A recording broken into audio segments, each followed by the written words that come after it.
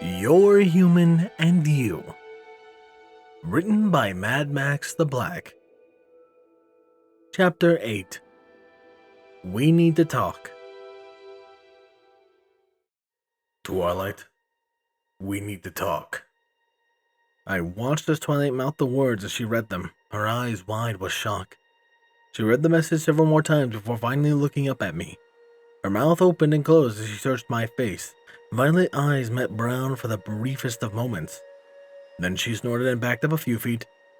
She chuckled nervously to herself as she looked around. Nice try, Rainbow Dash, but I'm not gonna fall for it. She called as her eyes darted around, searching the dark corners of the room for the prismatic mare. This wasn't the reaction I was hoping for, but I wasn't going to give up now that I have started. Come on out, Rainbow, She continued, shifting her weight from hoof to hoof. this isn't funny. Sighing, I leaned over and booped her lightly on her nose. She squealed loudly and backpedaled. One of her back hooves got snagged on the rug, causing her to flop down on her back, wings flapping against the ground and legs swinging wildly in the air. Quickly and awkwardly getting back on her hooves, she spun to look at me. I simply tapped a finger on the paper and presented it to her again. Twilight, we need to talk. Her eyes darted between the words and my face. Her wings still spread wide. She rubbed her temples with her hooves and began to pace. This can't be happening. I heard her mutter to herself. This can't be happening. This is a dream. This can't be happening. I waved my hand to catch her attention. Shaking my head, I pointed the words one more time. She stopped pacing and just stared at me. I could tell the gears in her head were turning, and turning fast. I could almost smell the smoke. You're intelligent? You can understand me? She whispered, her voice trembling slightly. I nodded once, never breaking eye contact with her. She swallowed loudly, wings rustling at her side. Chewing on her lip, she studied me intensely again, trying to process what was going on. Finally, she spoke again with just 2 words. Prove it. Reaching down, I grasped a quill in my hand, dipping it in the ink. I tapped the excess off. Placing the tip on the parchment, I scratched out 1 word. How? She seemed taken aback by the word. I don't think she expected that. She blinked owlishly at me. Well, who and what are you? She stammered, pointing a hoof at me. Dipping the quill back in ink, I comply. My name is Max, and I am a human. As I finished writing, she grasped the parchment in her magic and floated it over to her. Reading what I had written, she snorted once and flung the paper back at me. Horse apples. She growled, glaring at me. Humans aren't intelligent enough to understand ponies.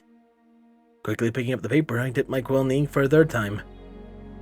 And yet we're having this conversation, aren't we? Yes, but humans shouldn't. One of Twilight's eyes started twitching and her right ears flapped wildly. Running a hoof absentmindedly through her mane, she took a couple of deep breaths to try and calm herself. Okay. She said, exhaling heavily. Okay. Let's just calm down and think for a second. We can figure this out. There has to be a logical explanation. Just think. She muttered to herself. I wrote out a quick message and passed it to her. Would you like a glass of water? That might help a little, actually. Twilight began before she snapped her mouth shut and her eyes widened. Stop that! I crumpled up the paper and chucked it at me. Ducking to avoid the projectile, I raised my hands in the air defensively and shrugged. Twilight groaned and placed her head in her hooves. Slipping quietly into the kitchen, I opened up the cabinets and found a clean glass. Filling it with some cold water from the kitchen sink, I quickly returned to the main room. Twilight still had her head in her hooves, muttering to herself. This isn't happening. This isn't happening.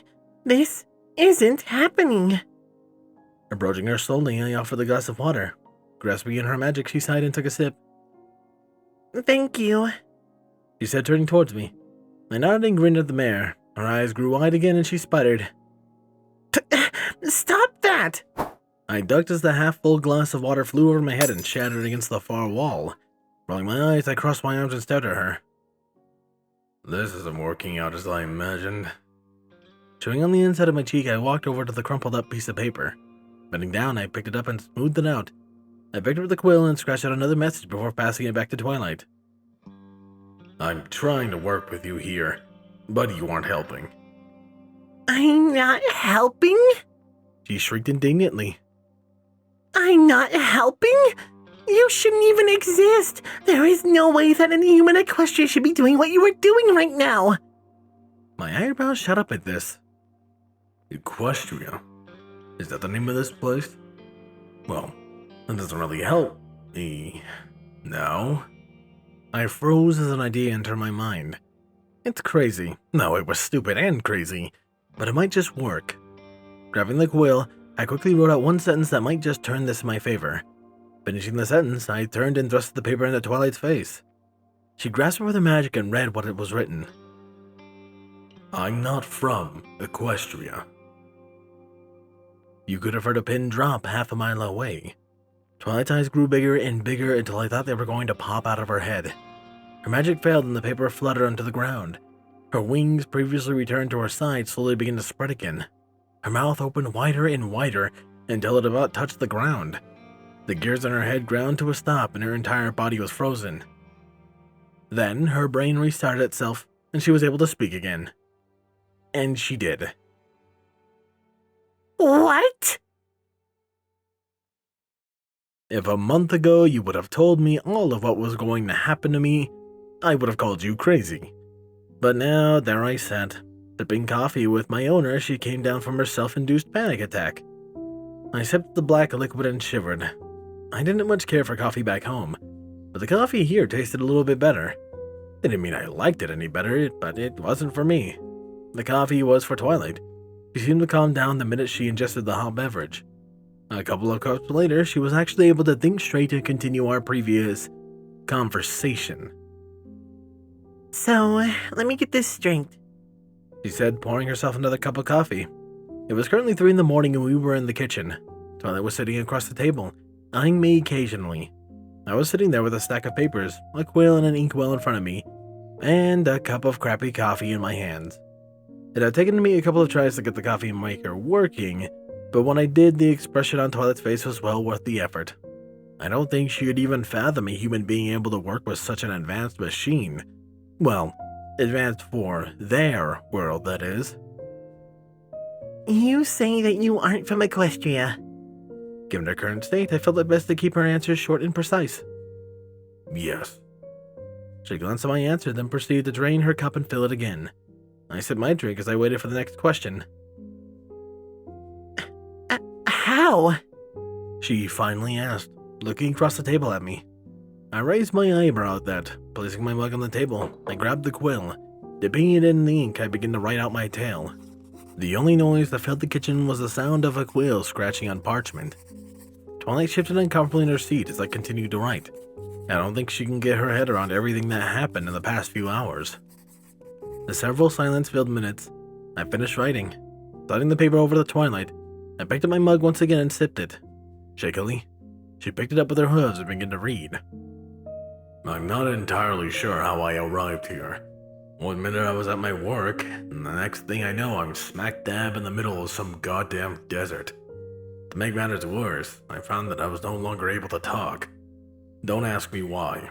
I can't for the life of me tell you. After about a day of wandering in the desert, I lost consciousness due to the lack of water. I was found by a group of ponies and placed in a cage aboard a train.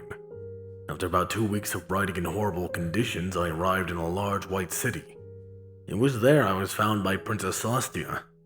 She thought I would make a good gift for you, so she bought me, cleaned me up, and shipped me off, and I arrived here.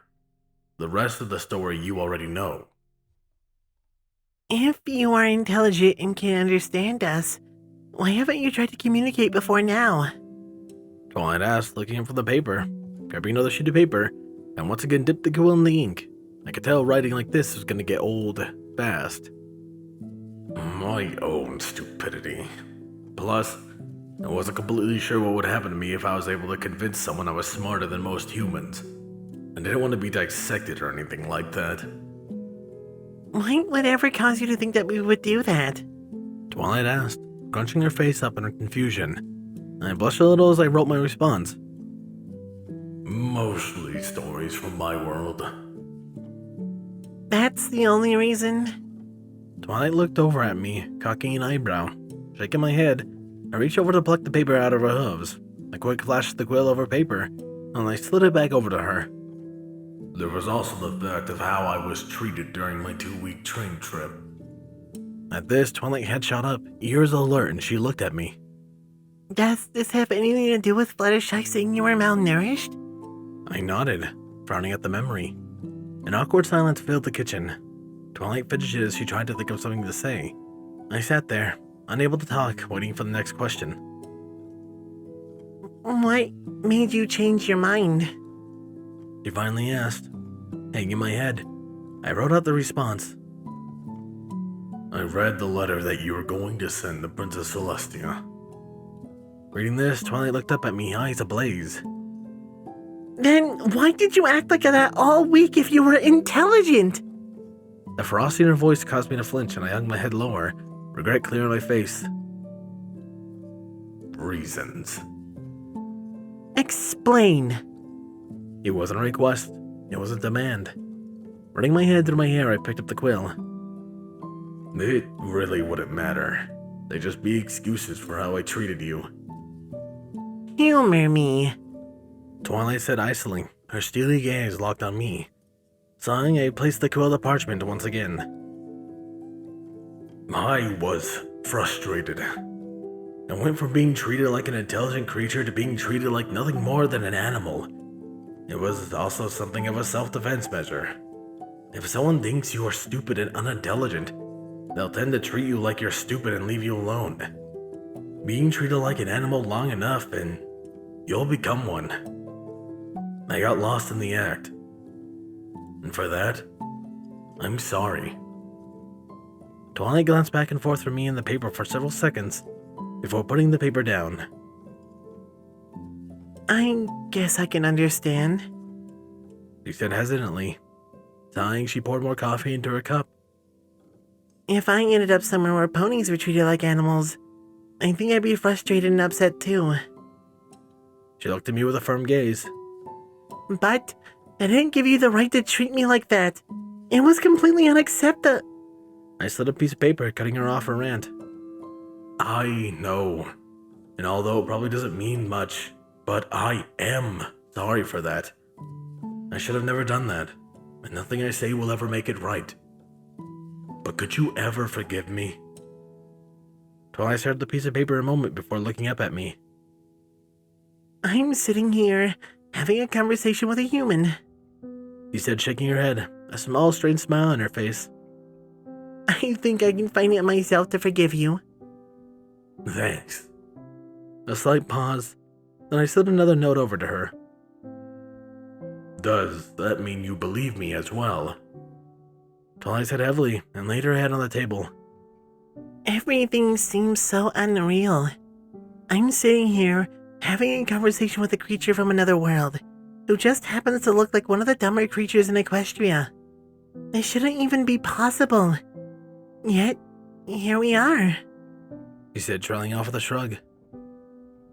For what it's worth, I believe that I'm about the same as your world's humans, only smarter. So, there's a universe out there with intelligent humans in it. Twilight said, mostly to herself. Leaning back in her chair, she sipped at her coffee and stared off into space. We sat there in silence for a long time, both of us content to just simply sit there with our thoughts. This conversation didn't start like I had planned, but it ended better than I thought. Twilight was taking it better than I thought she would, but there's still one question standing out in my mind, and I just had to know the answer. So, what happens now? What do you mean? Twilight asked, tilting her head to the side. Are you going to tell anyone about me, or what? Twilight turned her gaze to the window, staring at the stars as she chewed her bottom lip, thinking. Finally, she shook her head. No, I'm not going to tell anybody else about this just yet. She said, turning back to me. Why? Well, Well, it's true that you wouldn't get dissected. There are still some scientists up in Candlelight who will have a heyday with you, and I don't think you want that. That seemed reasonable to me, but that still didn't answer my question. So, what do we do now? Well, I stared at the paper for several seconds, running a hoof through her mane. It needed a good brushing, but I don't think she noticed or cared at the moment. She continued to stare at me with her words, her silence starting to make me nervous. Finally, she looked up at me. She gave a small but genuine smile. How about we start from scratch? She picked up a letter that she had originally intended on sending to Celestia. With a quick flash of magic, the paper was torn in two. As the two halves fluttered to the kitchen floor, Twilight held her hoof out across the table. Her eyes met mine, brown gazed into violet. Hello, my name is Twilight Sparkle. Would you like to be my human, as well as my friend? Smiling, I reached out and grasped her hoof. Shaking it up and down, I nodded. Releasing her hoof, I grabbed the quill. Hello, Twilight. My name is Max. Now I'd be happy to be your human and friend.